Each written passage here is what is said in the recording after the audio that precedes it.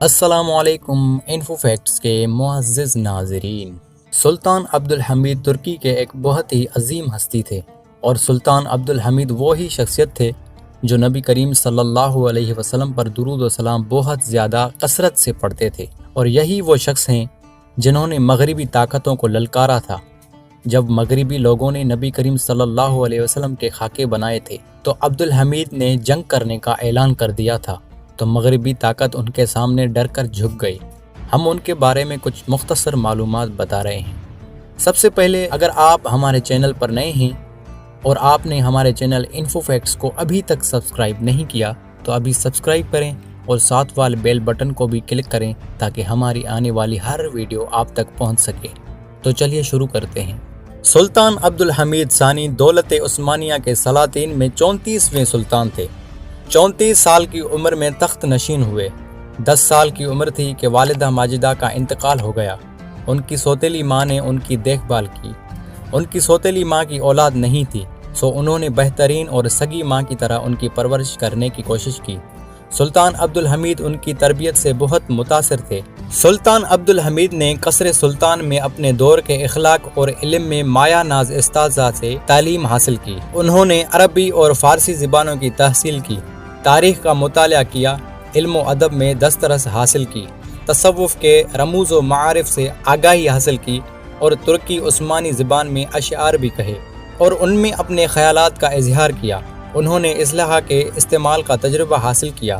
وہ تلوار زنی اور تیر اندازی میں کمال مہارت رکھتے تھے۔ عالمی سیاست پر گہری نظر تھی اور اپنے ملک کے طول و عرض کے حالات و واقعات سے پوری طرح باخبر رہتے تھے۔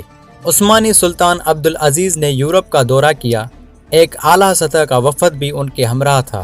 اس عثمانی وفد میں ایک شخص امیر عبدالحمید بھی تھا، جو یورپیوں کے سامنے اپنے سادہ لباس اور قابل تعریف سیرت کے ساتھ ظاہر ہوا۔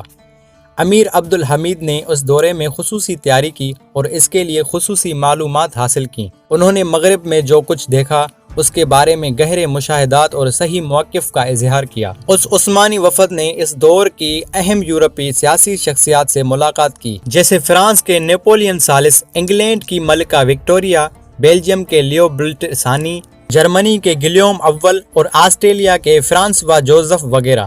اس سے پہلے یہ وفد سلطان عبدالعزیز کی معیت میں مصر کا دورہ بھی کر چکا تھا۔ انہوں نے دیکھ لیا تھا کہ کس طرح مصریوں نے یورپی تعلقات کو اپنایا ہے، جس کی بدولت ان کو بیرونی قرضوں کی ضرورت پیش آئی ہے اور وہ قرضوں میں بری طرح جکڑ دیے گئے ہیں۔ اس یورپی سیاحت کے دوران عبدالحمید نے کئی تجربات حاصل کیے اور بعد میں اپنے دور حکومت میں ان سے پوری طرح استفادہ کرنے کی کوشش کی۔ امیر عبدالحمید کو اپنے اس دورہ کے دوران اس بات کا یقین ہو گیا تھا کہ فرانس لہو و لہب کا ملک ہے۔ امیر عبدالحمید سب سے زیادہ جرمنی سے متاثر ہوئے، اسی لیے انہوں نے اپنے دل میں اس بات کا پختہ ارادہ کر لیا تھا کہ جب وہ زمام اقتدار اپنے ہاتھ میں لیں گے تو عثمانی لشکر کی تربیت کے لیے جرمنی روانہ کریں گے۔ امیر عبدالحمید اس دور کے دوران مغرب سے بہت متاثر ہوئے، اور اسی چیز نے انہیں اس بات پر ابھارا کہ وہ ملک کے اندر مختلف شعبوں مثلاً تعلیم، صنعت، نقل و حمل اور فوج میں نئی اصلاحات کو متعارف کرائیں گے۔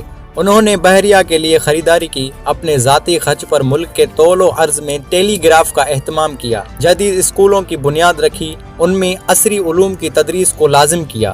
انہی کی کوششوں سے پہلی بار دولت عثمانیہ میں بس سروس شروع ہوئی اور سائیکل متعارف ہوا۔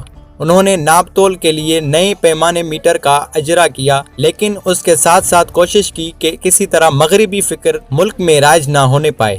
یورپ کے اس دورے سے متاثر ہو کر انہوں نے یورپ کے بارے میں آزادانہ اور خود مختارانہ پالیسی اختیار کی، لیکن وہ کسی یورپی شخصیت سے قطعاً متاثر نہ ہوئے، خواہ اس کی صداقت جس درجہ کی تھی اور دولت عثمانیہ سے کتنا ہی قریب کیوں نہ تھا۔